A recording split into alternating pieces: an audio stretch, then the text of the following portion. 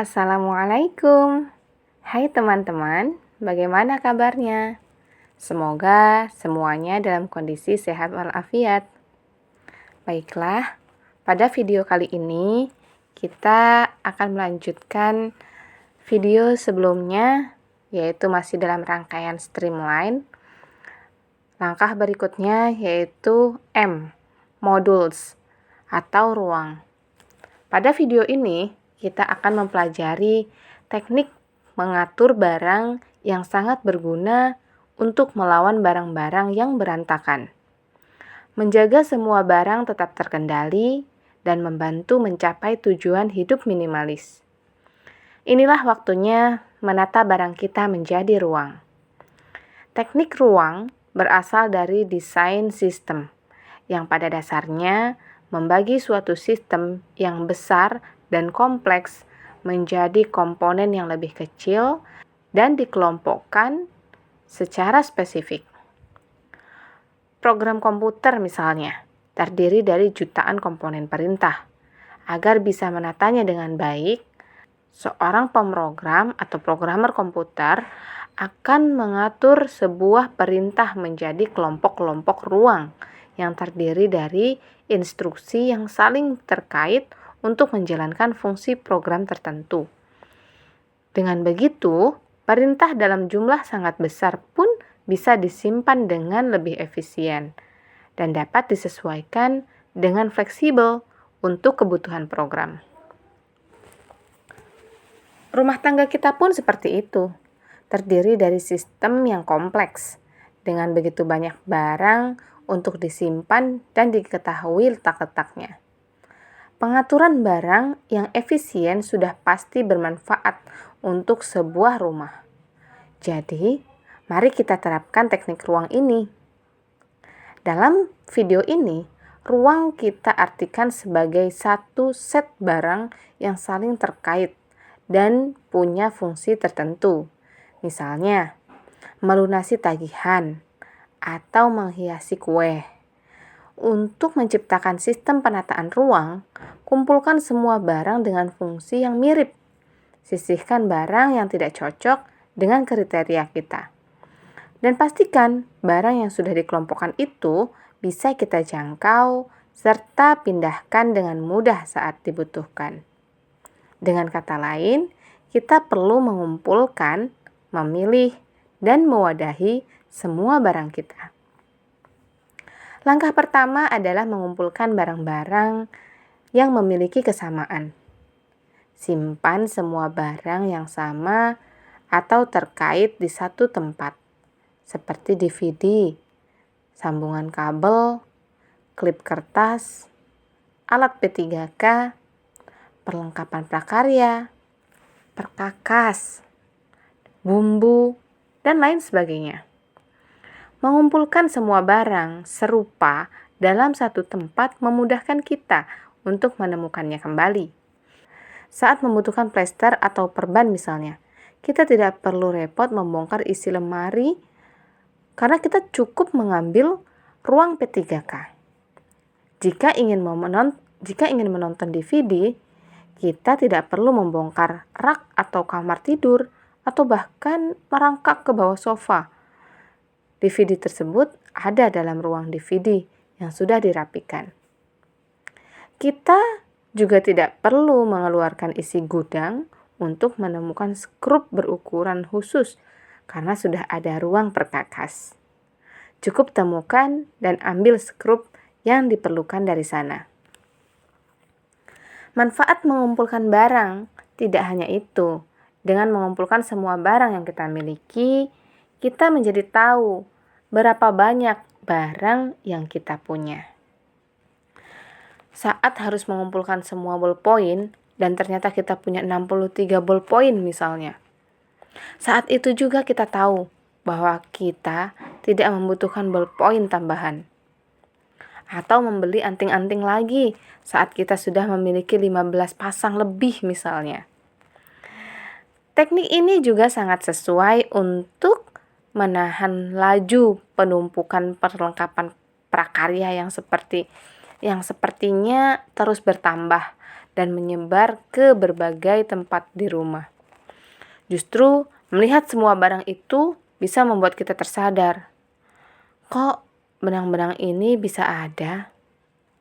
Selain itu, teknik ini akan membantu kita berhenti membawa pulang barang-barang yang sebenarnya sudah kita miliki.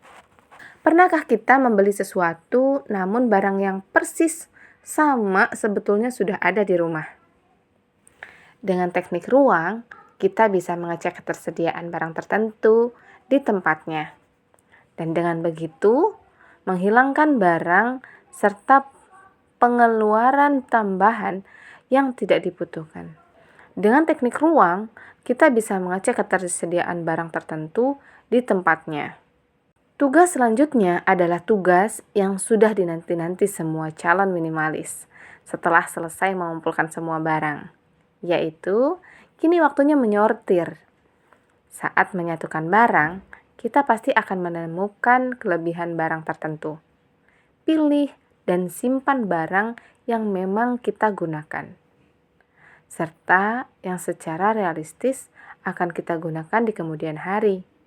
Sangat sedikit orang yang akan membutuhkan semua kabel pengikat, sumpit, dan kotak korek api yang selama ini berkumpul di sudut laci. Buang atau berikan sebagian, dan ambil alih ruang kita. Ingat kasus ballpoint sebelumnya? Untuk apa menyimpan puluhan ballpoint jika kita cukup memiliki 10? Memangnya berapa banyak ballpoint yang kita gunakan untuk sekali menulis? Coba bayangkan, berapa lama waktu yang sebenarnya dibutuhkan untuk menggunakan ballpoint hingga barang itu habis masa gunanya. Jika satu ballpoint bisa bertahan 6 bulan, 20 atau 60 ballpoint setara dengan persediaan selama 33 tahun. Tinta di sebagian besar ballpoint itu pasti sudah kering nantinya ketika kita membutuhkannya. Lihat dan pilih yang kita sukai. Terapkan hal yang sama untuk kaos kaki, kaos lengan pendek, cangkir kopi, wadah plastik, handuk tangan misalnya, dan apapun yang tersedia dalam jumlah besar di rumah. Terakhir, setelah mengumpulkan dan memilih semua barang-barang itu perlu dimasukkan ke dalam wadah agar tidak tersebar ke berbagai sudut rumah. Wadah yang dimaksud bisa berupa laci, kotak untuk disimpan di atas rak, kotak penyimpanan plastik, kantong rapat, atau wadah apapun yang bisa digunakan dan sesuai dengan ukuran serta jumlah barang yang hendak kita masukkan. Secara pribadi, saya menyukai wadah yang transparan agar dapat dengan mudah dilihat isinya tanpa harus membukanya. Jika kita menggunakan wadah yang tidak transparan, maka berikan label atau kode warna agar mudah kita kenali. Fleksibilitas wadah berupa kotak yang dapat dipindahkan akan sangat berguna apabila ingin menonton TV bersama keluarga misalnya dan ingin menonton sambil merajut. Kita cukup mengambil ruang merajut. Setelah selesai, kita tidak akan tergoda untuk meninggalkan semua peralatan di meja karena yang perlu kita lakukan hanyalah memasukkannya ke wadah, kemudian menyimpan kembali wadah itu ke tempatnya. Kita tidak memiliki area atau ruang kerja tersendiri.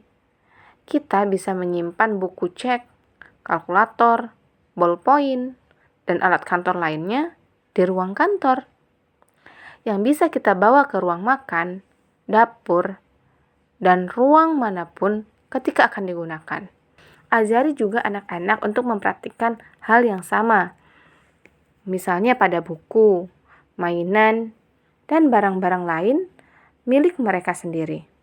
Maka kita akan merasa tidak perlu lagi memungut puluhan barang saat merapikan kamar anak. Saya ingin menekankan pentingnya mengumpulkan dan memilih barang sebelum menyimpan. Seringkali, saat harus menata barang, kita terburu-buru pergi ke toko alat rumah tangga dan membawa pulang sebagasi penuh wadah cantik. Dalam pikiran kita, menata dan menyimpan barang menggunakan wadah lucu akan secara otomatis menciptakan ketertiban dan ketenangan di rumah. Tapi, jika tidak memilih terlebih dulu simpan dan buang, sebetulnya kita tidak akan mencapai hasil apapun. Wadah-wadah itu mungkin akan membuat rumah kita terlihat rapi, namun sesungguhnya tidak berfungsi lebih dari tempat sampah. Karena banyak barang-barang yang tidak dipilah di situ dan tetap disimpan di dalam wadah yang kita beli. Alih-alih merampingkan isi rumah dan hidup kita, yang kita lakukan justru mengatur barang-barang yang tidak kita perlukan. Jadi, pilah dulu sebanyak mungkin sebelum menyimpan barang apapun ke wadah. Sortir barang-barang yang paling esensial terlebih dulu. Kemudian cari wadah atau tempat penyimpanan yang paling sesuai. Menerapkan hidup minimalis berarti kita harus mengambil satu langkah lebih jauh dari sekedar membenahi dan merapikan rumah. Saat membuat ruang, kita berarti sedang menciptakan sistem yang akan menghilangkan dan menahan barang dalam jumlah berlebih. Menyeimbangkan barang dengan kebutuhan. Lalu secara harfiah menutup barang-barang itu. Ketika wadahnya sudah penuh, tandanya kita tidak perlu lagi menambah barang sejenis. Baiklah, terima kasih teman-teman sudah menonton sampai akhir. Mudah-mudahan video ini bermanfaat. Bagi yang baru saja bertemu, jangan sungkan untuk like, share, dan juga subscribe. Semoga bermanfaat. Wassalamualaikum warahmatullahi wabarakatuh.